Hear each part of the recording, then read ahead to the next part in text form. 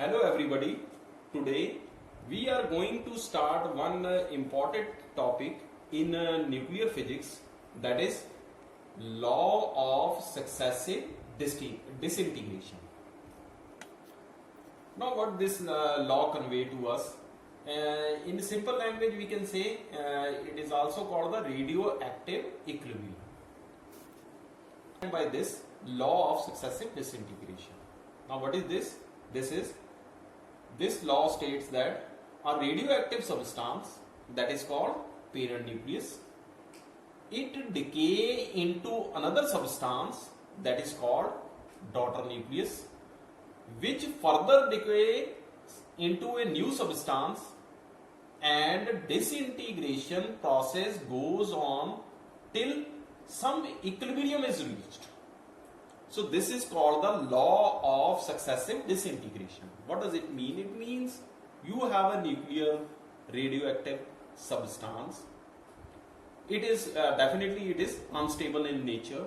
So in order to achieve the stability, this radioactive substance decays into another substance, that is called the daughter nucleus. And if the daughter nucleus is unstable in nature, it further decays into a new substance, and the process goes on till some equilibrium is reached. So when the equilibrium is reached, this process stops and you are getting some stable substance. So when you are getting the stable substance, this process automatically stops and equilibrium is reached. Now in order to explain this law of successive disintegration, we consider a radioactive substance. Let us suppose it is indicated by A. It is decaying into another substance B, which further disintegrates to give a nucleus C, and process continues till some stable nucleus is obtained. You can see here, this is the radioactive substance A, which is the parent nucleus. It disintegrates into the another nucleus, that is the daughter nucleus. It further decays into another substance, and then it further decays into another substance which is a stable one. So at this point it stops and equilibrium is reached. Now we analyzes this problem on a mathematical basis. Now let at t is equal to 0. T is equal to 0 means first point when this unstable nucleus has number of initial atoms of A n naught, and number of initial atoms of B is equal to 0, because at this point this nucleus is not going to decay, because at particular instant of time is basically equal to what? It is equal to 0.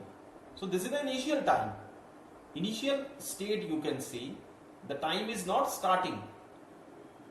Okay, so when let us say at t is equal to t, now here you have some time, you have some definite time, then number of atoms in A is equal to n1. We consider this, that number of atoms in A is what? Is equal to n1. Number of atoms in B is equal to n2. Let lambda 1 and lambda 2 be disintegration constant of A and B respectively.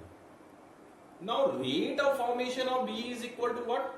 It is the product of decay constant and the number of atoms, initial number of atoms in the B. So it is equal to what? Lambda 1 into n. Rate of decay of B is equal to what? It is equal to lambda 2 into n2.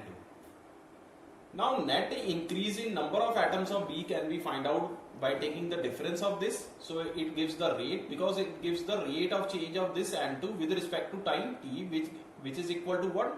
Which is equal to the difference of these two, lambda 1 n1 minus lambda 2 n2.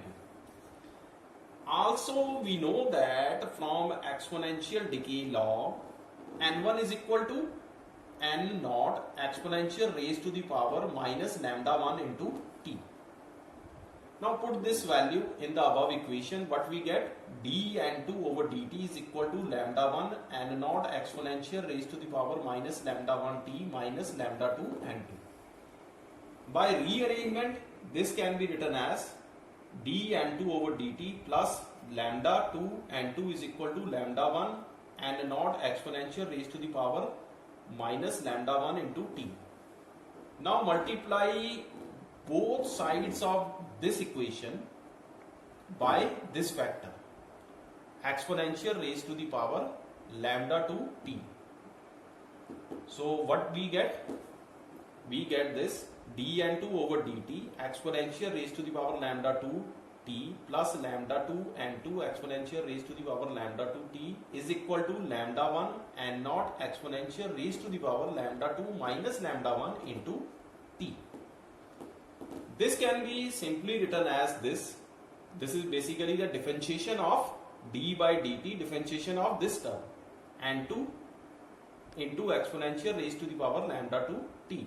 Because when you are differentiating this equation, you are getting this, and it is equal to lambda 1 n naught exponential raised to the power lambda 2 minus lambda 1 into t.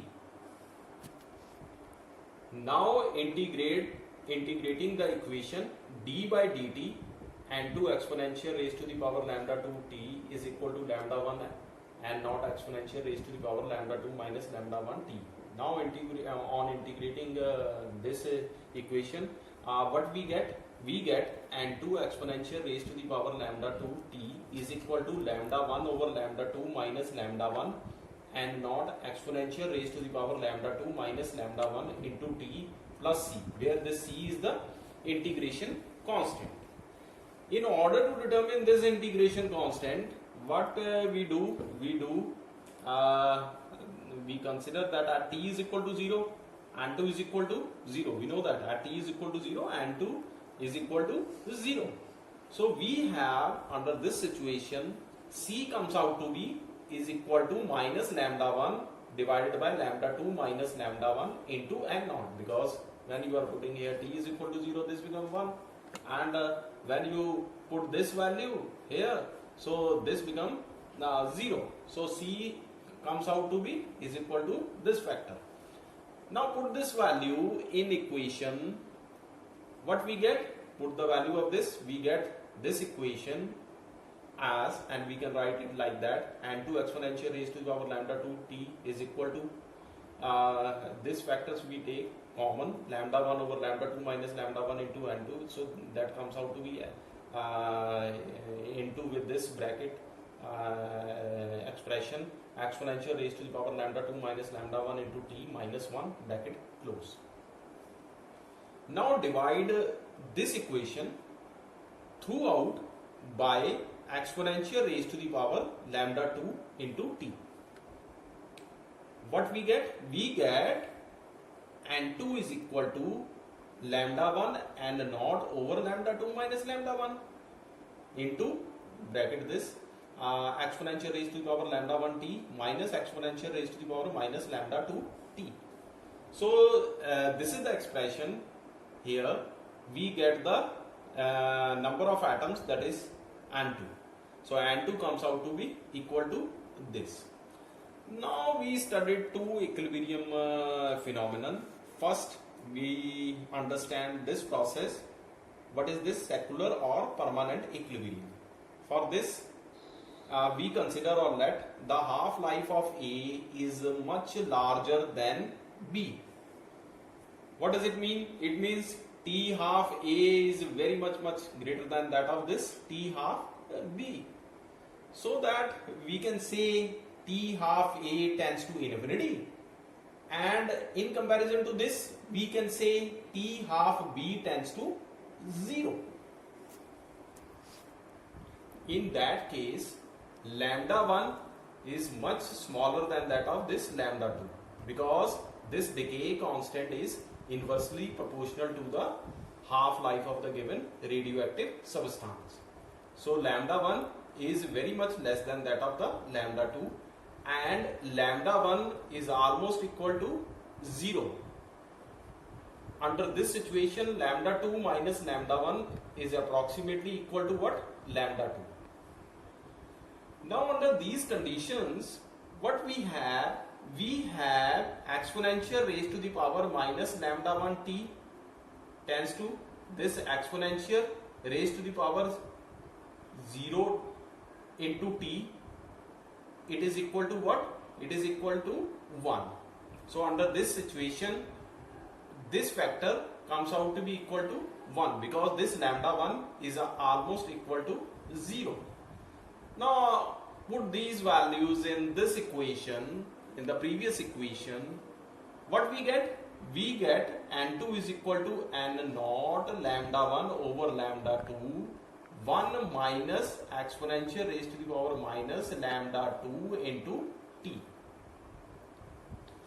Now after very long time, this factor exponential raised to the power minus lambda 2 into t becomes negligible. So under this situation, n1 is almost equal to n naught. So by applying this condition in this equation, what we get? We simply get lambda 1 n1 is equal to lambda 2 n2. What does this equation convey to us? This equation convey, or this from this equation what we conclude? We conclude the rate of decay is basically proportional to rate of production. Now this type of equilibrium is called as a secular or permanent equilibrium.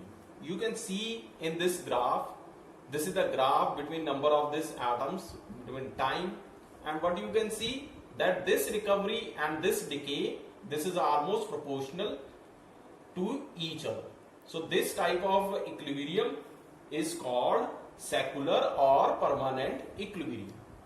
Now understand another equilibrium that is called the transit equilibrium. So that name clearly indicates here that here you can achieve the permanent equilibrium, but here transit means you are shifting from one state to another.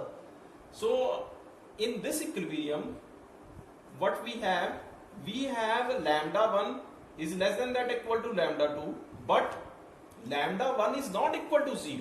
So it has some small or finite value. In such case, exponential raised to the power lambda 2 t becomes negligible as compared to exponential raised to the power minus lambda 1 into t. Therefore, we get n2 is equal to lambda 1 n naught over lambda 2 minus lambda 1 into exponential raised to the power minus lambda 1 into t. Since from radioactive decay law, we know that n1 is equal to what? n1 is equal to n naught exponential raised to the power minus lambda 1 into t. So by applying these conditions, what we get? So we get n2 is equal to n1 lambda 1 over lambda 2 minus lambda 1, or simply we can write, or what we can write, n2 over n1 is equal to lambda 1 over lambda 2 minus lambda 1. So when you are applying this condition in this, what we get? n2 over n1 is equal to this. So n2 over n1 is equal to what? This depends upon the decay constant. So it means that the ratio of these two remain constant. So it means when both A and B decay, n2 over n1 remain constant. This is termed as transit equilibrium. So this is happen because of the transition. So this is called the transit equilibrium. Thank you very much. Please subscribe and like this channel.